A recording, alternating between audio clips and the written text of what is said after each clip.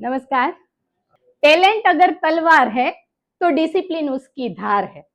Talent अगर तलवार है तो डिसिप्लिन उसकी धार है। बिना धार की तलवार कितनी भी कीमती हो, बिना धार की तलवार कितनी भी कीमती हो, वो युद्ध नहीं जीता सकती। तो આજનો મારો ટોપિક છે ટેલેન્ટ વર્સિસ ડિસિપ્લિન। આપણે ઘણીવાર એવું જોઈએ છીએ કે ઘણા લોકો એવા હોય છે કે જેની પાસે ટેલેન્ટ તો ભરપૂર હોય છે પણ છતાં એ જીવનમાં પાછળ રહી જાય છે, જ્યારે ઘણા લોકો એવા હોય છે કે જે ડિસિપ્લિનના જોરે ઇતિહાસ રચી દે છે। તો આવું શું કામ બને છે? ત્યારે ખરેખર એવો પ્રશ્ન થાય છે કે જીવનમાં જરૂરી શું છે, ટેલેન્ટ કે ડિસિપ્લિન? જીતે છે કોણ, ટેલેન્ટ કે ડિસિપ્લિન? હવે માની લઈએ કે ટેલેન્ટ જ સર્વસ્વ છે, તો પછી દુનિયાના બધા જ ટેલેન્ટેડ લોકો સફળ કેમ નથી થતા? આપણે ઘણીવાર એવું જોઈએ છીએ ને કે ક્લાસમાં એક વિદ્યાર્થી હોય જે બહુ જ ટેલેન્ટેડ હોય છતાં એ ક્યારેક પાછળ રહી જાય છે, અને ક્યારેક એક એવો વિદ્યાર્થી જે એવરેજ હોય એ આખું પોતાની એક કંપની ઊભી કરી દે છે। તો આવું શું કામ બને છે? તો એનું એક અને એક માત્ર કારણ છે ડિસિપ્લિન। ટેલેન્ટ છે ને એ કુદરતે આપણને આપેલી ગિફ્ટ છે, અને ડિસિપ્લિન છે ને એ આપણી પોતાની કમાણી છે। એક સરસ મજાની વાતથી મારે શરૂઆત કરવી છે। વાત છે રશિયાના મહાન લેખક લિયો ટોલ્સ્ટોયની। લિયો ટોલ્સ્ટોયનો જન્મ રશિયાના સૌથી ધનાઢ્ય પરિવારમાં થાય છે। એની પાસે અઢળક સંપત્તિ હોય છે, અને સાથે સાથે ટેલેન્ટ પણ ગજબનું હોય છે કે કોઈ પણ વસ્તુ જોવે ને એટલે તરત જ એને યાદ રહી જાય, એ નવી નવી વસ્તુ તરત જ શીખી શકે, આવું ગજબ ટેલેન્ટ હોય છે। પણ વધારે પડતા પૈસાના કારણે એ ખોટી આદતે ચડી જાય છે। હાઈ પ્રોફાઇલ પાર્ટીઓ કરવી, જુગાર રમવો, પૈસા ઉડાવવા, આ બધી જ વસ્તુઓ એના જીવનને બીજી દિશા તરફ લઈ જાય છે, અને એટલે એ યુનિવર્સિટીની એક્ઝામમાં ફેલ થઈ જાય છે અને એનો અભ્યાસ છૂટી જાય છે। એકવાર એને વિચાર આવે છે કે જો આવી જ રીતે મારું જીવન ચાલશે તો એક દિવસ મારું ટેલેન્ટ અને મારું જીવન ધૂળધાણી થઈ જશે। એટલે એ એક ડાયરી લે છે અને એમાં લખે છે રૂલ્સ ઓફ લાઈફ। પોતાની જાત માટે, પોતાના જીવન માટે એ કડક નિયમો બનાવે છે। જેમ કે સવારે 5 વાગે ને એટલે પથારી છોડી જ દેવાની, કોઈ પણ પરિસ્થિતિ હોય સવારે 4 કલાક લખવાનું એટલે લખવાનું, રાત્રે બીજા દિવસનું શેડ્યુલ કરી અને પછી જ સુવાનું, રોજ કસરત કરવાની જ, સાદગીપૂર્ણ જીવન જીવવાનું, આવા અનેક નિયમો બનાવે છે। અને આશ્ચર્યની વાત તો એ છે કે આ નિયમો જ્યારથી બનાવે ને ત્યારથી લઈ અને જીવનના એન્ડ સુધી, મતલબ કે 60 વર્ષ સુધી એક પણ દિવસનો ગેપ રાખ્યા વગર એ આ નિયમોને ફોલો કરે છે। અને એનું પરિણામ શું આવે છે? એના પરિણામે એ દુનિયાનું સૌથી મોટું અને મહાન પુસ્તક વોર એન્ડ પીસ લખે છે। એમાંય આશ્ચર્યની વાત એ છે કે આ પુસ્તક 1000 પન્નાનું છે। હવે ત્યારે રશિયામાં ટાઈપરાઇટર નહોતા અને કમ્પ્યુટર નહોતા, એટલે આ આખું પુસ્તક 1000 પાનાનું પુસ્તક એ 1 વાર 2 વાર કે 4 વાર નહીં પણ 7 વખત હાથેથી લખે છે। હવે જો એની પાસે ખાલી ટેલેન્ટ જ હોત ને તો અડધે સુધી તો પુસ્તક માંડ માંડ પહોંચત, પણ 1000 પાનાનું પુસ્તક 7 વખત લખવું હોય ને તો સખત ડિસિપ્લિનની જ જરૂર પડે છે। ટેલેન્ટ છે ને એ કુદરતે આપણને આપેલી ભેટ છે, એ લોટરી જેવું છે, એ લાગે તો લાગે અને લાગે તો એ ટકે કેટલો ટાઈમ ને એનું નક્કી નહીં, પણ ડિસિપ્લિન છે ને એ આપણી રોજની કમાણી છે। એ બચત ખાતા જેવી છે કે તમે રોજ રોજ થોડી બચત કરો ને એટલે એક દિવસ એ વ્યાજનું વ્યાજ થઈ અને તમને પાછું મળે છે। કોઈ પણ ક્ષેત્રમાં માસ્ટરી મેળવી હોય ને તો એકનું એક કામ રોજે રોજ હજારો વખત કરવું પડે છે। એટલે અમુક અણઘડ લોકો હોય ને એ આ રોજના કંટાળાથી કંટાળી અને કામને છોડી દે છે, જ્યારે જે ખરેખર પોઝિટિવ માઇન્ડસેટ વાળા લોકો હોય ને એ આ કંટાળાને સ્વીકારી અને પછી એમાં પોતાનું બેસ્ટ આપે છે।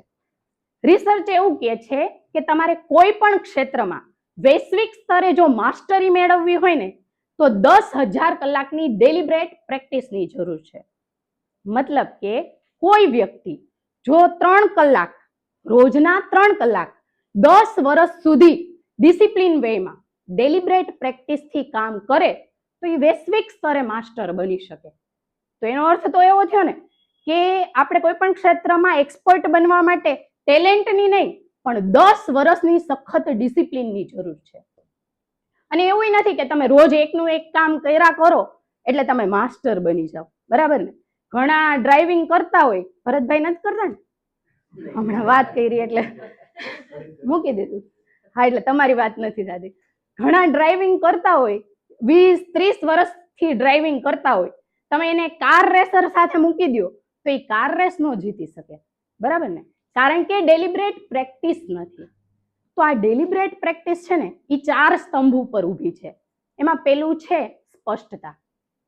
આપણને ખબર હોવી જોઈએ કે આપણી પ્રેક્ટિસમાં શું નવું એડ ઓન કરવાની જરૂર છે, આપણી પ્રેક્ટિસમાં કઈ સ્કિલ શીખવાની જરૂર છે, આપણી પ્રેક્ટિસ હેતુસરની, મુદ્દાસરની, સ્પષ્ટતા વાળી હોવી જોઈએ.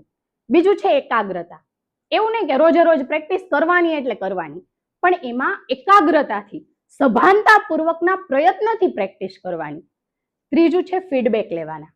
રોજે રોજ આપણે જે પ્રકારની પ્રેક્ટિસ કરીએ છીએ એના પોતાની જાત પાસેથી કે મારે આમાં કયા કયા સુધારા કરવાની જરૂર છે, લોકો પાસેથી સતત ફીડબેક લઈ અને એમાં સુધારા કરતા રહેવાના. ચોથું છે કમ્ફર્ટ ઝોનને તોડીને પ્રેક્ટિસ કરવાની. એકને એક પ્રકારની પ્રેક્ટિસ નહીં, પણ જ્યાં જ્યાં મને મારો કમ્ફર્ટ ઝોન નડે છે, મારી ક્ષમતાઓને કેમ હું રોજે રોજ વધારે ને વધારે બહાર લાવી શકું, એવી રીતે પડકારજનક રૂપ રીતે આપણે પ્રેક્ટિસ કરવાની છે. તો જો આ 4 મુદ્દાઓને યાદ રાખી અને ડેલિબ્રેટ વેમાં આપણે પ્રેક્ટિસ કરીએ તો કોઈ પણ ક્ષેત્રમાં માસ્ટર બની શકાય. તો એના માટે ટેલેન્ટની નહીં પણ ડેલિબ્રેટ પ્રેક્ટિસની જરૂર છે. એક સરસ મજાનું ઉદાહરણ મને યાદ આવે છે ગોવિંદાનું. 90ના દાયકામાં ગોવિંદા સુપરસ્ટાર હતા. લોકો એવું કહેતા કે એની પાસે નેચરલ ટેલેન્ટ છે, એને ડાન્સ કરવો, કોમેડી કરવી, એક્સપ્રેશન આપવા, એના માટે એફર્ટની જરૂર નહોતી પડતી. એ બહુ નેચરલી આ બધી વસ્તુ કરી શકતા અને એવું કહેવાતું કે ગોવિંદા જે મૂવીમાં હોય ને એ મૂવી હિટ જ જાય, એવો એનો સિક્કો ચાલતો.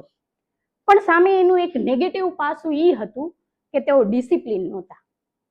સેટ ઉપર પહોંચવાનું હોય તો ક્યારેક 5-5, 7-7 કલાક, તો ક્યારેક આખો દિવસ એને લેટ થઈ જતું અને એના પરિણામ રૂપે ડિરેક્ટરો એનાથી બહુ નારાજ રહેતા.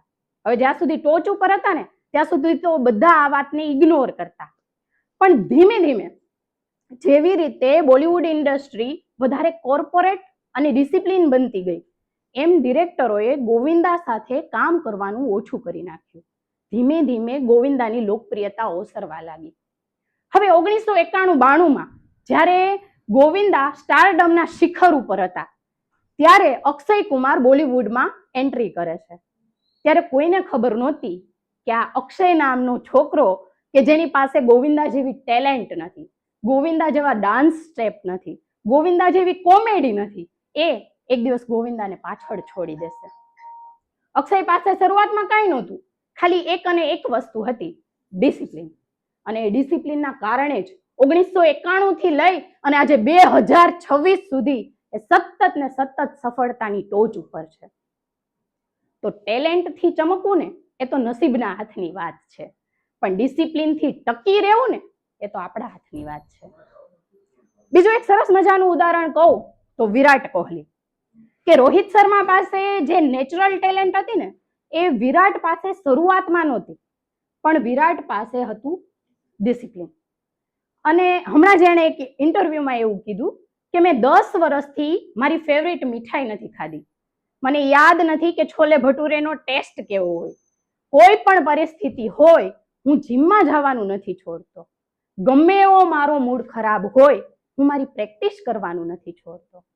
અને આ જ ડિસિપ્લિનના કારણે આપણે વિરાટ કોહલીને કિંગ કોહલી તરીકે ઓળખીએ છીએ. એટલે ટેલેન્ટ છે ને એ તમને શરૂઆતની સ્પીડ અપાવી શકે, પણ સાચો વિનર તો એ જ બને છે જે ડિસિપ્લિનથી મેદાનમાં ટકી રહે છે. આ વાત તમને લાઈફ ટાઈમ યાદ રહે ને એના માટે એક સરસ મજાની એક્ટિવિટી કરવી છે. 2 મિનિટ માટે આંખ બંધ કરીએ.